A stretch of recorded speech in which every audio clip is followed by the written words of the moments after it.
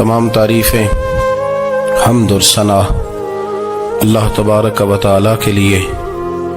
दुरूद सलाम नबी अकरम नूर मुजस्सम शफ़ी मुअज़्ज़म अहमद मुज्तबा जनाब हज़रत मुहम्मद मुस्तफ़ा सल्लल्लाहु ताला अलैहि वसल्लम की ज़ाते वाला सिफ़ात के लिए हम्द और सलात के बाद मुसलमान का ये अकीदा है कि हमारा खालिक अल्लाह है, हमारा मालिक अल्लाह, हमारा राज़िक अल्लाह। जब ये सारी चीज़ें, सारी अताएं, सारी नेमतें अल्लाह की हैं तो फिर मुसलमान की सारी तवज्जो भी अल्लाह ही की जानिब होनी चाहिए। उसे कोशिश करनी चाहिए कि वो हर मामले में, हर मसले में, हर परेशानी में अपनी तवज्जो अपने रब करीम की जानिब मबजूल रखे। इंसान जब अपने इल्म पर भरोसा करने लगता है या अपनी अकल पर भरोसा करने लगता है या अपने ताल्लुकात पर भरोसा करने लगता है या अपनी दौलत पर, माल पर, सेहत पर, तो एक बहुत बड़े धोखे का शिकार हो जाता है। और इंसान जब इंसानों पर भरोसा करने लगता है तो फिर अल्लाह ताला उसे बाज़ौक़ात इंसानों के सुपुर्द कर देता है, इंसानों के सुपुर्द।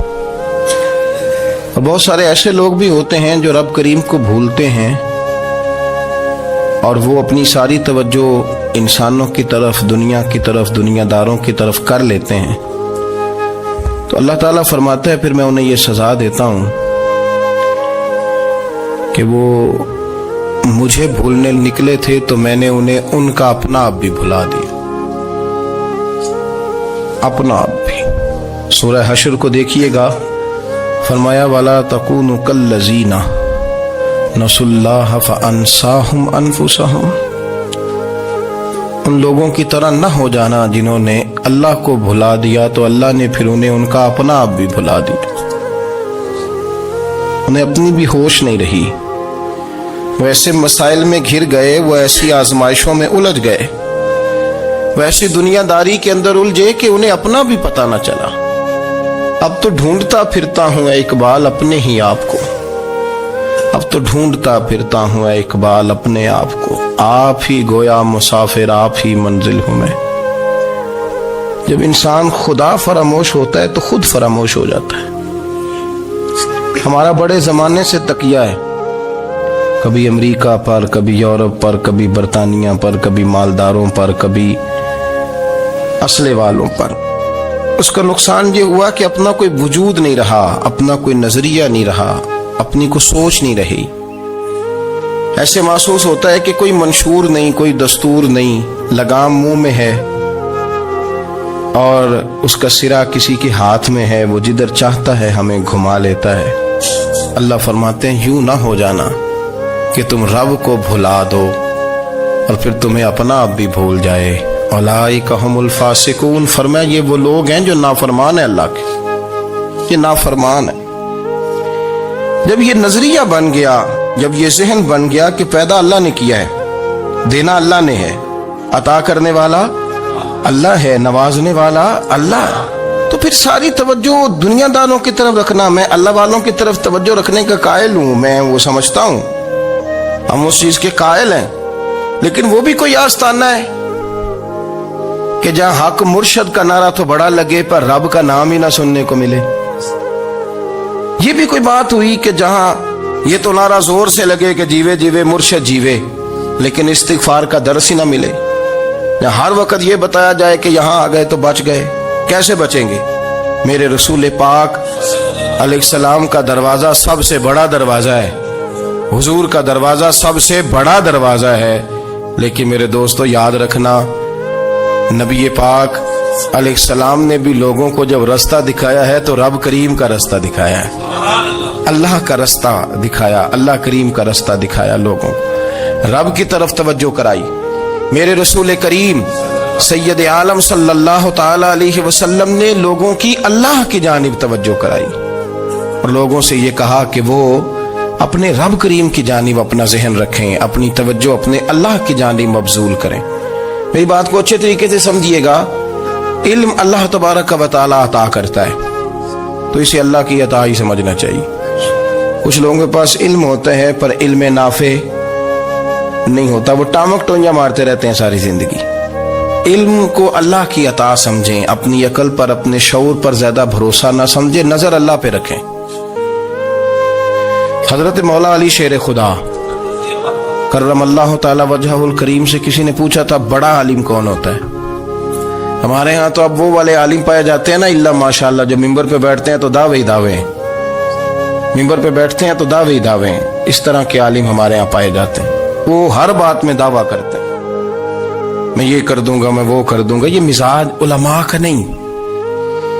حضرت علی المرتضیٰ سے کسی نے پوچھا بڑا عالم کون ہوتا ہے؟ فرمایا بڑا عالم وہ ہوتا ہے کہ جسے مسئلے کا پتہ نہ ہو تو وہ کہہ دے مجھے نہیں پتا، میں پتہ کر کے بتاؤں گا، غلط بات بیان نہ کرے۔ امام مالک سے کسی نے کوئی مسئلہ پوچھا تو آپ فرمانے لگے مجھے اس سوال کا جواب نہیں آتا،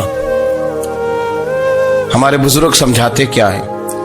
وہ کہنے لگا آپ اتنے بڑے امام ہیں تو اس سوال کا جواب نہیں آتا۔ آپ فرمانے لگے اگر مجھے ہر سوال کا جواب آتا پھر تو میں خدا ہوتا، مجھے ہر سوال کا جواب نہیں آتا، مجھے تو اتنا آتا ہے جتنا میرے رب نے مجھے عطا کر دیا ہے۔ اپنی نظر اللہ پہ رکھیں، نکل آئیں اس معمے سے باہر کہ میں کوئی بلا ہوں، مجھے بڑا پتہ ہے، میرے پاس 6 ڈگریاں ہیں، مجھے 10 جگہ پہ تدریس کا شغف حاصل ہے، اس سے نکلیں باہر۔ قرآن مجید دیکھیے گا، اللہ تعالیٰ نے ارادہ قدرت فرمایا کہ میں حضرت آدم کو بناؤں گا، پھر بنانے کے بعد فرمایا فرشتوں سجدہ کرو آدم کو، سب نے سجدہ کیا الا ابلیس ابا واستکبر وکان من الکافرین، سب نے سجدہ کیا سوائے ابلیس کے، اس نے انکار بھی کیا، تکبر بھی کیا اور کافروں میں سے ہو گیا۔ تو یہ جب اللہ تعالیٰ نے سجدہ کرایا تو کیسے کرایا؟ اللہ تبارک و تعالیٰ نے نا حضرت آدم کو علم سکھایا خود، وعلم آدم الاسماء کلہا، خود اللہ فرماتے ہیں کہ میں نے جناب آدم علیہ السلام کو تمام اشیاء کے نام سکھائے، سب اشیاء کے نام سکھائے۔ تو وہ چیزیں پھر میں نے نا، اللہ فرماتے ہیں میں نے فرشتوں پہ پیش کی، میں نے کہا کہ بتاؤ ان کے نام کیا ہے، تو فرشتوں نے جو جواب دیا ہے وہ سمجھنے والا ہے۔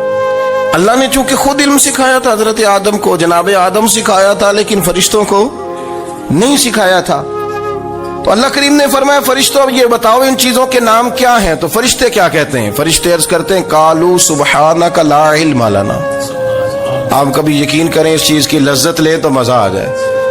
کہا قالوا سبحانک، کہنے لگے تو پاک ہے، قالوا سبحانک، کہنے لگے تو بھئی آدم علیہ السلام کو نام سکھا لیے، پھر فرشتوں کے سامنے وہ چیزیں پیش کر کے کہا ان چیزوں کے نام بتاؤ، تو فرشتے کیا کہتے ہیں؟ کہتے ہیں قالوا سبحانک، تو پاک ہے، لا علم لنا، ہمارے پاس کوئی علم نہیں، الا ما علمتنا، ہمیں تو اتنا پتہ ہے جتنا تو نے ہمیں سکھا دیا، ہمیں تو اتنا پتہ ہے جتنا تو نے ہمیں، لا علم لنا، ہمارے پاس کوئی علم نہیں ہے، اتنا ہی پتہ ہے جتنا تو نے ہمیں سکھا دیا ہے، اس سے زیادہ ہمارے پاس علم۔ اور یہ کیوں تو نے ہمیں جتنا سکھایا اتنا پتہ ہے؟ فرشتے یہ نہیں کہتے یا اللہ تو زیادہ سکھا، آدم کو دیا تو ہمیں بھی دے، یہ نہیں فرمایا، فرمایا انک انت العلیم الحکیم، اے اللہ تو علم والا بھی ہے اور حکمت والا بھی ہے، تجھے پتہ ہے کس کو کتنا دینا ہے،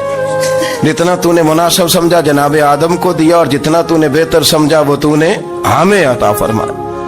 تو اگر آپ کے پاس علم ہے، کہیں نالج ہے، اس کو اللہ کی عطا سمجھیں۔ ہمارے ہاں بہت سارے لوگ بن کے بیٹھ جاتے ہیں، میں اکثر کہتا ہوں کہ پھر وہ دعوے کرتے ہیں میرے علاقے والے جاہل ہیں، میرے شہر والے جاہل ہیں، میرے خاندان والے پڑھے نہیں، یہ آپ کا دعویٰ ہے، یہ آپ کو خراب کر دے گا۔ ہم نے بہت سارے ایسے لوگ دیکھے جو بہت بڑے عالم تھے، لیکن اللہ جب لینے پہ آیا تو عقل ہی لے گیا، شعور ہی چلا گیا، حافظے ختم ہو گئے۔ آپ دیکھتے ہیں بڑھاپے میں کچھ لوگ ایسے ہوتے ہیں کہ جن کو یہ بھی یاد نہیں رہتا کہ میرا نام کیا ہے، میں کہاں ہوں، مجھے کدھر جانا ہے۔ تو اس وقت سے اللہ کی پناہ مانگیں اور اپنی نظر اپنے رب کریم کی جانب رکھیں، اللہ کی جانب اپنی نظر کو مبذول رکھیں۔ دوسری بات، علم کے بعد ایک چیز آتی ہے جس کا نام ہے ہدایت، جس کا نام ہے تقوی، جس کا نام ہے پرہیزگاری، جس کا نام ہے عمل، عبادت، ریاضت۔ یہ بھی اسی وقت ہی نصیب ہوتی ہے جب میرا رب کریم نصیب فرما دیتا ہے۔ ہم نے نا نیکی کا اپنا اپنا سٹیٹس بنا لیا ہے، اپنا اپنا معیار بنا لیا ہے۔ کچھ لوگ کہتے ہیں کہ جناب مسجد میں سیمنٹ کا توڑا دینے سے بہتر ہے کسی غریب کو آٹے کا تھیلا دے دو۔ اب اس نے اپنا مزاج بنا لیا نا نیکی کا، اس نے اپنا سٹیٹس بنا لیا۔ میرا یہ سوال ہے کہ نبی پاک صلی اللہ تعالی علیہ وسلم جب مدینہ شریف آئے تھے تو حضور نے سب سے پہلے غریبوں میں آٹا تقسیم کیا تھا کہ سب سے پہلے مسجد بنائی تھی؟ کیا عجیب لوگوں کا رنگ ہے، اپنی مرضی کی ہدایت، اپنی مرضی کا تقوی، اپنی مرضی کا معیار۔ مسجد کوئی بڑا چھوٹا خطیب بھی میری طرح کا ہو نا تو وہ مسجد میں بیٹھ کے جب نبی پاک کی بات کرتا ہے تو کہتا ہے میرے رسول پاک غریبوں کا سہارا بن کے آئے۔ وہ غریبوں کی بات کرتا ہے، مسکینوں کی، لاچاروں کی، کمزوروں کی بات۔ تو مسجد ہی تو وہ ادارہ ہے جہاں سے غریبوں کی بات ہو رہی۔ تو اب لوگوں نے غریب کو اور مسجد کو لڑانا شروع کر دیا، اس کو لڑاؤ کہ مسجد میں پیسے دینے سے بہتر ہے آپ غریب کو آٹے کا تھیلا دے دیں۔ آپ یہ کیوں نہیں کہتے کہ مسجد میں بھی آپ توڑا دیں ایک سیمنٹ کا اور ساتھ غریب کو بھی خدمت کریں؟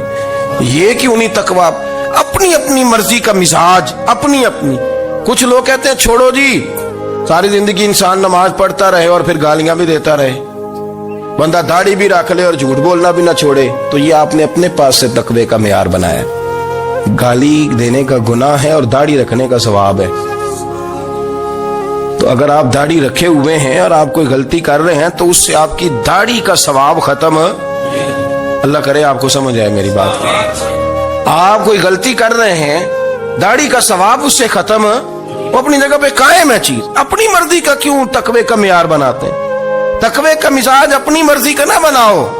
اللہ کی بارگاہ سے دعا مانگو کہ یا اللہ ہمیں ہدایت کا نور عطا فرما، اللہ تو ہمیں رستہ دکھا، تو بتا کہ ہدایت کیا ہے۔ تو رب فرماتا ہے اللہ ولی الذین آمنوا، اللہ مومنوں کا مددگار ہے، یخرجہم من الظلمات الی النور، وہ انہیں اندھیروں سے نکالتا ہے اور نور کی طرف روشنی عطا فرماتا ہے۔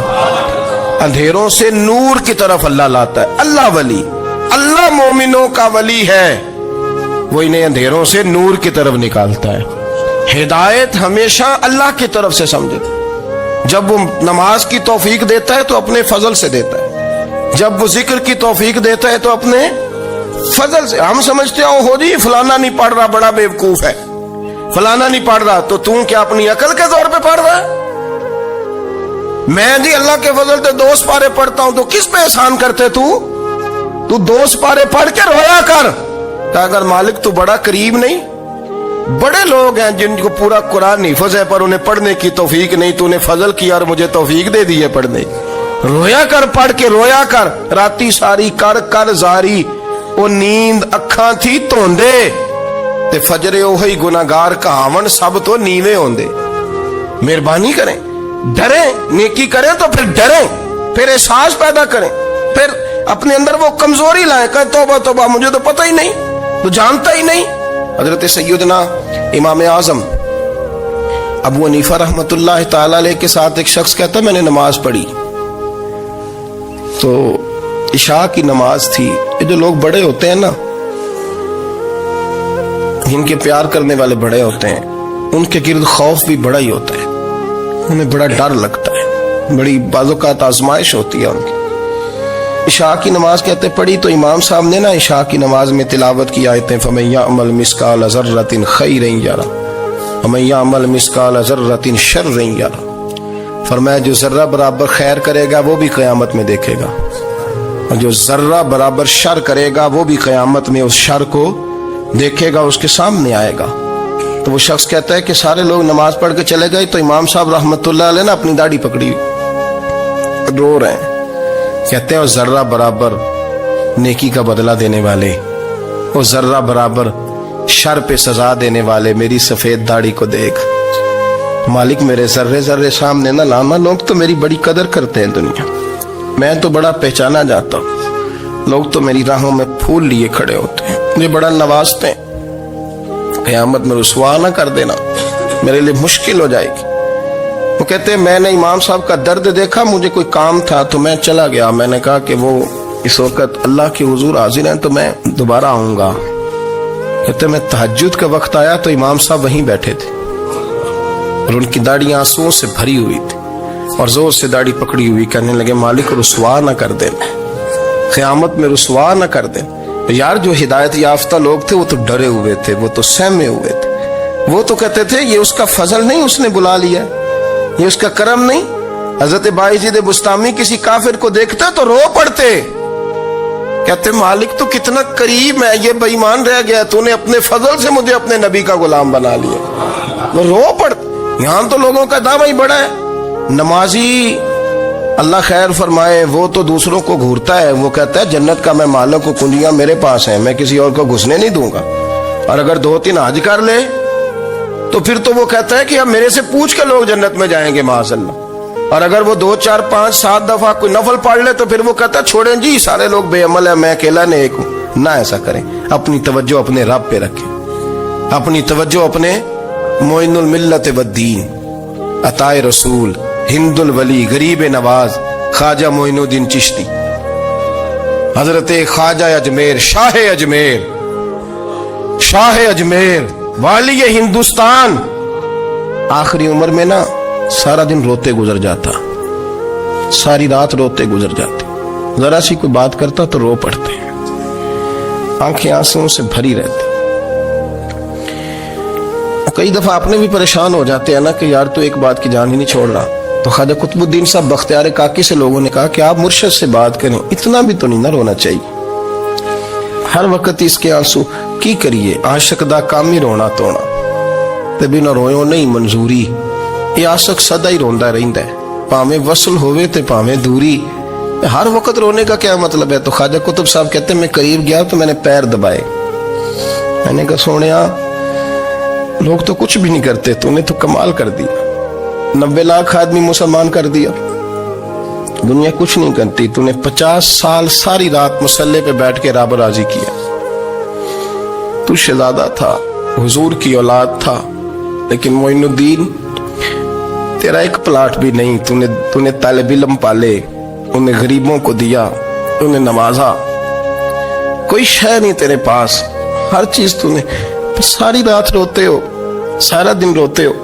تو خواجہ قطب الدین صاحب کہتے ہیں میں نے جب عرض کیا تو خواجہ صاحب مجھے گلے لگا لیا، چیخ مار کے روئے، کہنے لگے قطب الدین پتر داڑھی سفید ہو گئی، جانے کا وقت آ گیا، جو تو نے نیکیاں گنوائی ہیں وہ ہیں صحیح میرے پاس، پر یار کی بارگاہ میں پیش کرنے کے قابل ایک بھی نہیں، ایک بھی نہیں، تو بارگاہ تو دیکھ کتنی بڑی ہے، رسول کریم کی بارگاہ میں پیش کرنے کے قابل ان میں سے ایک بھی نہیں، تو آستانہ دیکھ کتنا بڑا ہے، کیا پیش کروں گا، کیا عرض کروں گا حضور کی بارگاہ میں، کس طرح؟ وہ یار جو بڑے تھے وہ تو ڈرے ہوئے تھے، سہمے ہوئے تھے، وہ تو بڑی آزمائش میں تھے، لیکن میرا اور آپ کا رٹا 2 نمازیں پڑھ کے 6 نمازوں کا دعویٰ کرنا اور لمبی چوڑی کہانیاں بنانا اور اپنے منہ سے اپنی تعریفیں کرنا، اس سے تھوڑا باہر آئیں۔ رزق بھی میرا اللہ ہی دیتا ہے، علم بھی اللہ دیتا ہے، رزق بھی۔ بڑے بڑے فقیروں کو مالدار ہوتے دیکھا، بڑے بڑے مالداروں کو فقیر ہوتے دیکھا، بڑے بڑے، میرے ایک بڑا سخی قسم کا سجن ہے، بڑا پیارا ہے، میں اسے سخی مانتا ہوں، میں نے اپنی پریشانیوں کے دنوں میں بھی اس شخص کو سخی دیکھا۔ ایک دن رات کو مجھے ٹیلی فون کر کے کہنے لگا کدھر ہو؟ میں نے کہا میں گھر ہوں۔ نہیں اکثر سفر میں ہوتے ہو نا؟ میں نے کہا طبیعت کیسی ہے؟ ٹھیک ہے، بس حال چال پوچھنا تھا۔ میں نے سمجھا، میں نے کہا یار یہ کوئی مسئلہ ہے، ورنہ رات کے 2 بجے کوئی حال پوچھنے کو فون تو نہیں نہ کرتا، کوئی مطلب ایسا تو مسئلہ نہیں نا۔ تو میں نے بیک کال کی، میں نے کہا یار میری بات سن، مسئلہ کیا؟ کہ نہیں کچھ نہیں دل کر رہا تھا۔ میں نے کہا میری گل سن، رہے اسی 4-5 سال کٹھے، میں تین جاننا، اصل بات کر۔ کہنے لگا مکان بھی بڑا ہے، سارا کچھ ٹھیک ہے، پر وہ بڑا ہی بے نیاز ہے، کچھ حالات اس قسم کے آ گئے ہیں کہ لوگوں کو بتاؤں بھی تو لوگ ماننے کو تیار نہیں، زیادہ نہیں، مجھے نا تھوڑے سے پیسوں کی ضرورت ہے، کوئی 15-20 ہزار اگر مل جائیں میری ضرورت۔ آپ یقین کریں میں روتا رہا ساری رات۔ میں نے کہا مہربانہ تیرا کس طرح کرانگے، اس سے لے کے زمانہ استعمال کرتا تھا، پر بے پرواہی ویکھ نہ سجڑ دی، جتھے کسے دی پیش نہ جاوے، انہیں تاجاں والے در در رولے تے منگتے ہیں تخت بٹھاوے۔ سجنا کسے نو کارا مل دئی، کوئی کعبے خالی آوے. واللہ خیر الرازقین. وہ کہتے تو دائیں بائیں نہ جا, رزق تو تجھے میں دوں گا, میں ہوں بہتر رزق دینے والا. بڑے بڑے بادشاہ, بڑے بڑے شہنشاہ, بڑے بڑے لوگ, ہاتھوں میں کاسے, فقیریاں. ام ربیعہ کہا کرتی تھیں, بڑی نیک اور صالح خاتون تھیں. وہ کہتی ہیں کہ میں نا بڑے امیر آدمی کی بیوی تھی, اپنے شوہر کے ساتھ چھت پہ بیٹھی تھی تو نیچے فقیر مانگنے والا آیا. اس نے بڑے درد سے صدا کی تو میں نے اپنے شوہر سے کہا کچھ دے دیں. کہا دفع کر, ان لوگوں نے دھندا بنایا ہوا ہے. کہتی میں میکے سے بھی بڑا مال لے کے آئی تھی, میرے ماں باپ بڑے امیر تھے, تو میں نے نا چوری اپنے خامہ سے نظر بچا کے باتھ روم جانے کے بہانے گئی اور نیچے جا کے 5 دینار میں نے اس فقیر کی ہتھیلی پہ رکھے. کہتے اس نے 5 دینار دیکھے, پھر میری طرف دیکھا تو میں نے اس کی آنکھوں میں آنسو چمکتے دیکھے. کہنے لگے بی بی رب تیرا بھلا کرے, میں 3 دنوں کا بھوکا ہوں. کہ وہ چلا گیا. میں گھر آ گئی, میں باہر آئی تو میرا شوہر کہنے لگا تو اتنی اب اتنی تو تیز ہو گئی ہے اور تو اتنی خود مختار ہو گئی, میرے بغیر پوچھے مال خرچ کرے گی, جا تجھے 3 طلاقیں. کہتی میں بالدار اور وزادار باپ کی بیٹی تھی, طلاق لے کے گھر آئی تو میرا باپ ٹوٹ گیا, چارپائی پہ چلا گیا. اوہو یہ کیا بن گیا. کہتی بڑی تکلیف رہی. 1-2 سال کے بعد میرے ابا نے میری شادی کر دی. اب جس شوہر کے پاس گئی وہ بڑا نیک تھا, پرہیزگار تھا, اللہ نے بہترین صلہ دیا. کہتی چھت پہ بیٹھی تھی, دروازے پہ فقیر آیا, میں نے شوہر سے کہا کچھ دے دوں. کہنے لگا 5 نہ دینا, 15 دینا, 20 دینا, میں فقیر ہوں, میں نے فقر سے دولت دیکھی ہے, اسے خالی نہ لوٹانا. کہتی ہے کہ میں نیچے گئی اور جب میں نے اس کی طرف دینار بڑھائے تو میری چیخ نکلی, پیسے پھینک کے میں بے ہوش ہو کے گری. میرا شوہر نے آ کے اٹھایا, اندر لے گیا, پانی منہ پہ چھڑکا. کہنے لگا تجھے کیا ہوا. کہنے لگی یہ جو مانگنے آیا یہ میرا پہلا شوہر تھا, وہی تھا جو کہتا تھا کہ تو 5 دینار دے آئیے, جا تجھے 3 طلاقیں. پڑھو نا حدیث پاک. میرے نبی پاک علیہ السلام نے فرمایا ایک بندہ گنجا تھا. گنجا کوئی ترتیب آگے پیچھے ہو جائے تو مفہوم کے لحاظ سے, لیکن میں مفہوم اس کا واضح کرتا ہوں. ایک گنجا تھا, کوئی شے نہیں تھی, سر پہ بال بھی نہیں تھے, رویا کرتا تھا. اللہ تعالیٰ نے فرشتے کو بھیجا, تجھے کیا چاہیے. تو کہنے لگا بال آ جائیں اور تھوڑا مال آ جائے. فرشتے نے ہاتھ پھیرا تو بال بھی آ گئے, تو بکریاں بھی آ گئیں, لائنیں لگ گئیں, مال ہی مال ہو گئے. دوسرے کے پاس گیا, وہ کوڑا تھا, اس کو جا کے کہا کیا چاہیے. کہنے لگا شفا ہو جائے اور کچھ اللہ تعالیٰ آسانی کر دے. شفا بھی ہو گئی, گائیں بھی دے دی, بھینسیں بھی دے دی, مال ہی مال ہو. پھر ایک کے پاس گیا, وہ اندھا تھا, تجھے کیا چاہیے. اس نے کہا آنکھیں ملنے اور کچھ ساتھ, اللہ مال دے دے. اونٹ ہی اونٹ ہو گئے. جب بڑا نواز دیا تو پھر مالک نے امتحان لینے کا ارادہ کیا. یاری تیری سونا ہے پر آزمائشاں بھی تیریاں آگ. آزمائشاں تیریاں, صحیح کہہ رہا ہوں, آزمائشاں تیریاں, یاری تیری سونا ہے پر آزمائشاں تیریاں. اے سونا پرکھیا جامدائی, پہلو نہ لگاں دے لگ. اللہ نے فرمایا آزمائش کرو. سب سے پہلے گنجے کے پاس آئے, اسے کہا اللہ کے رستے میں کچھ دیکھا نہیں لگا, میرے خرچے ہی بڑے. دیکھو تو صحیح کتنی مشکل میں وقت گزارتا ہوں, حال ہی کوئی نہیں. تو اس نے کہا میں نے تو سنا ہے تو گنجا اور بھوکا ننگا تھا. کہنے لگا میں تو جدی پشتی رئیس اعظم ہوں, تو یہ کس پاگل نے کہا ہے, بھاگ جا. اس نے کہا اچھا جیسے تو تھا ویسے ہی ہو جائے. کھیت کھلیان اجڑ گئے, پھر سے گنجا ہو گیا. حضور علیہ السلام فرمانے لگے, پھر وہ اس کے پاس گیا جو کوڑا تھا, اسے کہا کچھ دے. کہنے لگا خرچے ہی بڑے. اب پوچھ لیں کسی امیر آدمی سے, کہے گا چکی کے نیچے ہاتھ ہے میرا, میرے سے زیادہ تو پریشان بندہ ہی کوئی نہیں. کیا بتاؤں آپ کو, اتنا ٹیکس ہے, اتنا جرمانہ ہے, فلانی شے, بڑا کچھ گنواتے ہیں لوگ. اس نے کہا میں نے تو سنا تو پہلے کوڑا تھا. اس نے کہا جا دوڑ جا, میں تو رئیس اعظم ہوں, دادا بھی پردادا بھی اور ساری نسل ہی. اس نے کہا اچھا جیسے تو تھا ویسے ہی ہو جائے. پھر وہ گیا اندھے کے پاس اور جا کے کہا اللہ کے نام پہ کچھ دے. تو کہنے لگا رب کے نام پہ, یہ کھڑے ہیں اونٹ, جتنے تیرے دل کرے لے دا. اس نے کہا کیا معنی اس بات کا. کہنے لگا یار تجھے کیا بتاؤں, میں تو اندھا تھا, میں نے تو کبھی دنیا دیکھی نہیں تھی. پھر اس کریم نے فضل کیا تو مجھے بڑا کچھ دکھایا. میں کیا بتاؤں, میرا دل کر رہا ہے کہہ دوں کہ پھر اس نے کعبہ دکھایا, پھر اس نے روضہ رسول دکھایا, پھر اس نے ریاض الجنہ کے سجدے دکھائے، پھر اس نے اپنے محبوب کے دروازے کی رونقیں دکھائیں، اس نے بڑا کچھ دیا، اس نے بڑا نوازا۔ میرے پاس تو شاید میں بدکار پرانا خادم، کسے در ملی نہ ٹوئی، ایت واصف یار نے نظر جو کی تھی، پھر واصف ہی ہوئی۔ یہ تو اس کا کرم ہوا۔ تو یہ وہ کہنے لگا تو اللہ کے نام پہ جان مانگ، میں وہ بھی دینے کو تیار۔ میرے پاس تو شے کوئی نہیں تھی، مجھے تو اپنا پتہ ہے، میں تو کوئی شے نہیں تھا، کچھ نہیں تھا میرے پاس۔ یہ تو ان کا کرم ہے کہ رخ ان کا ادھر ہے، اور مختصر سی میری کہانی ہے، یہ جو بھی ہے ان کی مہربانی ہے۔ تو وہ کہنے لگا میں بھی کچھ لینے نہیں آیا تھا، تیری آزمائش ہی کرنے آیا تھا، تیری عزتیں بھی سلامت رہیں گی، تیرا مال بھی سلامت رہے گا، تیری شفا بھی۔